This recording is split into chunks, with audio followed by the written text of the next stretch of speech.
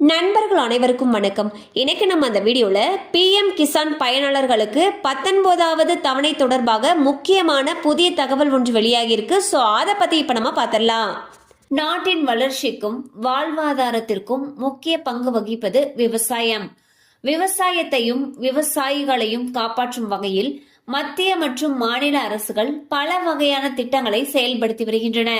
அந்த வகையில் விவசாயிகளுடைய நலனுக்காக மத்திய அரசு செயல்படுத்தி வரும் திட்டம்தான் பிரதான் மந்திரி கிசான் சம்மான் நிதி திட்டம். இந்த திட்டத்தில் விவசாயிகளுக்கு உதவித்தொகை வழங்கப்பட்டு வருகிறது.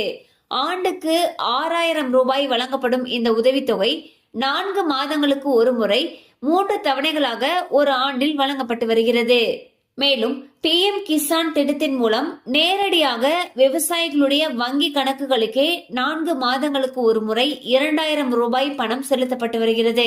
அதன்படி இந்த திட்டத்தில் இதுவரை 18 தவணைகள் வழங்கப்பட்டுள்ளன. இந்நிலையில் 19வது தவணை எப்பொழுது வங்கி கணக்கில் செலுத்தப்படும் என்று விவசாயிகள் எதிர்பார்த்து காத்திருக்கின்றனர்.